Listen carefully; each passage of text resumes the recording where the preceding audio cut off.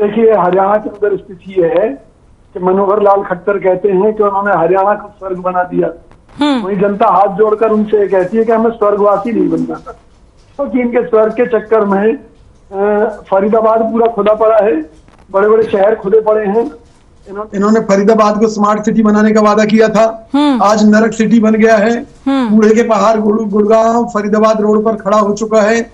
जो जितने भी यहाँ खाने जो अवैध खनन के द्वारा इनके द्वारा खोदी गई थी, उनमें जहरीला कचरा ला कर डाला जा रहा है। लोगों को कैंसर होने लगा है। यहाँ तक कि पहली बार शोध में आया है कि अरावली में जो जंगली जीव रह रहे थे उनको दूषित पानी की वजह से कैंसर होने लगा है। अब बात शिक्षा की बात कर रहे थे, ये कह रहे थे टीचर्स की कोई कमी नहीं है। भाई हो सकता है कमी ना हो, अमेरिका में कमी ना हो, ये अमेरिका की बात कर रहे हो, क्योंकि हरियाणा में तो कमी है।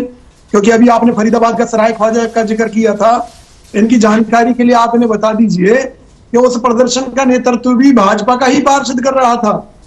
आप ये देखिए, खुद इनकी पार्टी के नेता कार्यकर्ता इस सरकार के कुशासन से तंग हैं, लेकिन वो आवाज स्कूली शिक्षा के मुद्दे पर तो उठाते हैं, क्योंकि बच्चे उन्हें मालूम है कि अभी बच्चों के माँ बाप हैं वो पीड़ित हैं, एक वोट बैंक खिसक जाएगा। लेकिन जहां भ्रष्टाचार की बात है, जहां भाजपा नेताओं के अंदर जाने की बात है, वहां वो लोग चुप लगा जाते हैं कि स्मार्ट सिटी का हजारों करोड़ रुपए कहां गया। ये जो ऑन रिकॉर्ड घोटाले हुए जिनमें सरकार ने मुकदमे दर्ज किए, वो अपराधी असल अपराधी, क्योंकि अफसरों की इतनी हिम्मत नहीं है।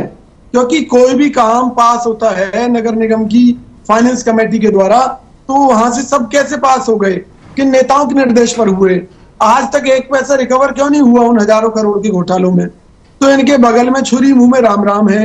चौधरी भूपेंद्र सिंह हुड्डा जी ने, मैं ये कहता हूं कि विधानसभा में इतने जोर शोर से ये पिछले दरवाजे से की जा रही भर्तियों को लेकर आवाज उठाई, तो सरकार का ये फर्ज बनना चाहिए था, क्योंकि सरकार तो सक्षम है नहीं, हरियाणा सरकार कि भाई ठीक है हम इस मामले में सीबीआई जांच करा लेते हैं, तो दूध का दूध पानी का पानी हो जाएगा।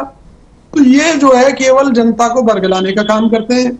ये तो कहते हैं कि भाई देश में पहली बार, हरियाणा में पहली बार एक ऐसी सरकार आई है जिसने राम राज्य यहाँ पर बना दिया। भैया राम राज्य में तो राम ने अपनी पत्नी को छोड़ दिया था, त्याग कर दिया था।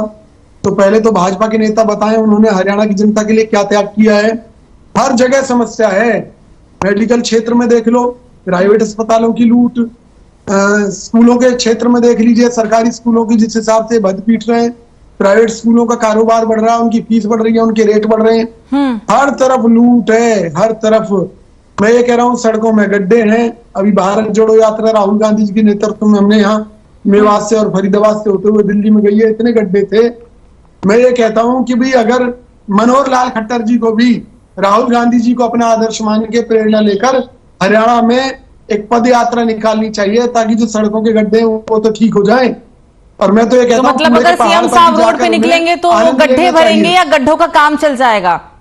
मतलब सीएम साहब अगर रोड पे निकलेंगे तो गड्ढों का काम करेंगे या काम करवाएंगे? पद यात्रा से सर जनता खुश थोड़ी ना होती है, काम करने से होती है ना। नहीं देखिए, जो जाने जा रही हैं सड़कों पर गड्ढों के कारण, कम से कम उन मौतों पर 2014 से पहले तो आप लोग भी थे ना। 2000 ऐसा तो नहीं है कि 2014 में अगर आपका आरोप है ना। मुझे तो ये बड़ी हैरानी होती है जब ये खट्टर सरकार ये कहती है कि जी आज से 6 साल पहले 7 साल पहले ऐसा था, तो भैया तुम सत्ता में क्यों है?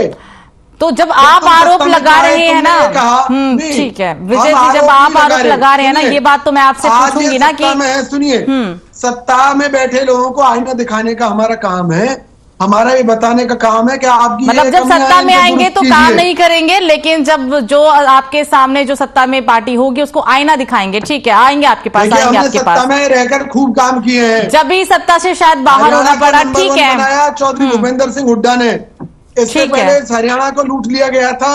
आज इस हरियाणा के ऊपर इन लोगों ने कितना कर्जा चढ़ा दिया है, वो अपने आप में एक सबसे बड़ी मिसाल है। बोला गया था 41,15,000 करोड़ लोग, लेकिन जो तथ्य दिए गए वो 2 लाख कुछ करोड़ रुपए थे। ठीक है, ठीक है, एक और मैं कौशिक जी के पास चलते हैं। कौशिक जी बोलिए। देखिए, ये जो दलालों की बात करते हैं, आपको जानकर ये हैरानी होगी कि हरियाणा पुलिस के आला अधिकारियों के आदेश पर पुलिस ने दलालों की एक लिस्ट तैयार की थी। उसमें इनको शर्म आनी चाहिए, इन्हीं की पार्टी के कैबिनेट मंत्रियों के मामा भांजे रिश्तेदार किसके नाम नहीं थे भाजपा नेताओं के? भाजपा नेताओं के लोग इस सरकार में पुलिस की दलाली कर रहे हैं, ऑन रिकॉर्ड दलाली कर रहे हैं। वो कहो तो मैं लिस्ट इनको भेज दूं, वो मैंने तो तैयार नहीं की है ना, इन्हीं की सरकार में हरियाणा पुलिस ने तैयार की है। इसके अलावा ये जो घोटाले हो रहे हैं इन्हें क्या कांग्रेस कर रही है, जो हजारों करोड़ एक आगे पब्लिक का है? मैं कह रहा हूँ पता नहीं किस हिम्मत के साथ ये झूठ बोल लेते हैं गहलावत जी, मेरे तो समझ से बाहर है। तो इन्हें ये देखना चाहिए कि शिक्षक आज सही मायनों में बच्चों का भविष्य खतरे में, बहुत से स्कूल सरकारी इन्होंने बंद कर दिए, इनका बस चले तो ये काम के नाम पर तो हाथ हिलाकर बैठ जाते हैं कि हमारे पास कुछ है नहीं, और टैक्स के नाम पर इन्होंने जनता की खाल उधेड़ रखी है। डेवलपमेंट चार्ज 50 साल पुरानी बसी कॉलोनियों से भी डेवलपमेंट चार्ज।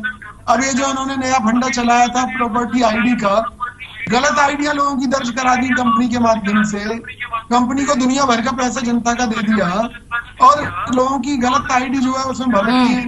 किसी की 100 गज जमीन है तो 500 गज लिख दी, किसी की 500 गज है तो 200 गज लिख दी, और उनसे सही करने के मेरे को सुनने में आया कि 5-5 हजार रुपए मांगे जा रहे हैं। तो बहुत बड़ा जुल्म है, बहुत बड़ा घोटाला है।